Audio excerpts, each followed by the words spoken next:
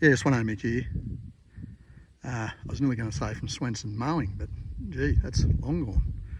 Right, I'm standing on the stump here of this here little stringy bark. This, we'll call it turpentine, but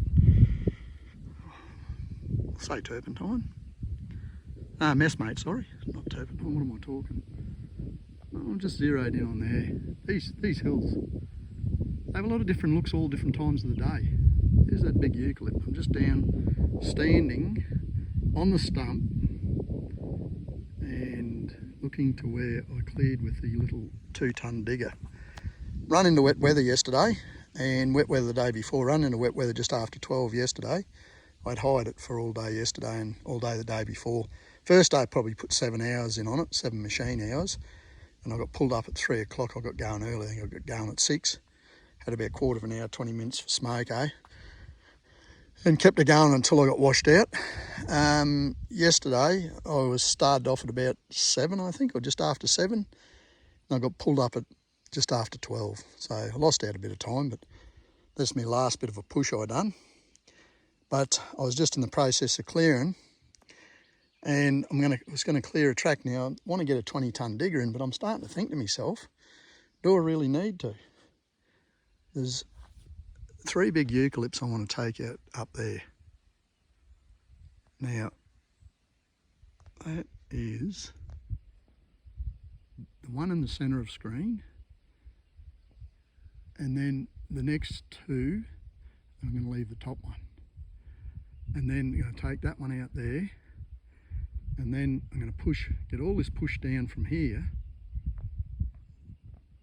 all this down here, and I want to take it down to that eucalypt down there. Well, I'm thinking, and then run a track in around there, run a track in on the escarpment, which I talked about, because what that does is, I'll just zero in so you can see what I'm talking about. So if we go and I enlarge, you can see that dead one there on the right hand side of the screen. That drops off fairly steep after that. So you see the head, you're up there, and then it drops off steep, and then you only drop about another 10 metres along, or 15 metres along, and then you're in the heads of the young eucalypt growing there.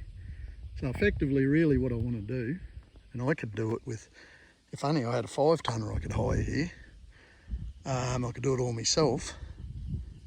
So effectively I just want to go through to that thing there that's been dropped, which is the remains of a tree over there.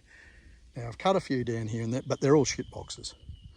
If you have a look at that, they're not shit boxes as in they're a tree, but you look at that, and that hasn't got a good stick of timber in it. So you're not actually cutting down anything that's of high quality.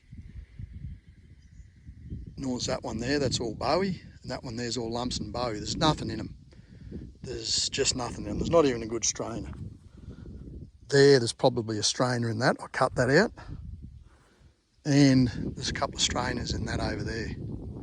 But the problem being here, white ants. White ants are a big problem. So what we got here is I've done this, and I'll swing back around, and there's all the remains of the trees that have been dropped here to make this all a lot safer for fire. It's all fire retardation. So it's all fire's a problem here. So effectively I've got about 50 metres probably up to our little shed up there. And I don't want to get all that burnt out. Be stuffed I do. Because this drops off so steep, you need to have this as safe as you can. So if I got a digger in, I will get him to stump this, take these stumps out, and if not, if I don't get the digger in and I want him to move everything there, take 3 big ukes out, move that there, down to level with that eucalypt, that big eucalypt there. So that'll all be downhill, because up the other side of that bush there, there's open land. That there is just bush that really is just burning into open land. That runs probably 300 metres down that way, 300 to 400 metres. But our block drops off down over the side here to the east, down and it drops off into a steep gully, which is timbered, and up the other side's timbered. I mean, it's never going to worry us here, I don't think, unless you had a really hot driven fire, like with real high winds. But I'm going to clean out all in under there. You can see I started moving, pulled out that Lantana yesterday with the digger, and I would have went through and pulled out all these big lumps yesterday. And look, maybe I might just hire the digger in, and I don't know what I'm going to do yet, because the big digger you're looking at $2,000 for the day, and I can hire the little digger in for about $700 for 2 days with fuel, less, $650. But you get a lot more work done with a big digger, and that's just with an operator. But you know, it's horses for courses. But maybe I'm better off just to get it done and in, and or do I just go and forget about hiring machines in, and bite the bullet and buy a four-wheel drive tractor, second-hand old four-wheel drive tractor with a blade and a slasher. Look, that may be better. But I don't know. But anyhow, here it is. So what I've got done here is this is all now prepped up, good enough for mowing. So I can mow the whole lot of this with bugger all more sticks to pick up. I've scraped it all down with the gummy bucket. It's a metre and a bit wide, no teeth, and that's the finished article. And that's what I got. Cut down an old dead tree over here and shifted it onto the pile. I won't even bother showing, it's a dead tree sitting on the fire pile for next winter. It's an old shitter, it's not even good for firewood.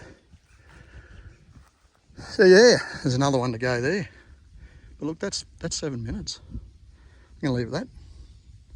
Swanee Mick from Macali on the last day of my 60th life, my birthday tomorrow. 61 tomorrow. So I'm going to leave it at that. Swanee Mick, you all have a lovely day. Swanee Mick out.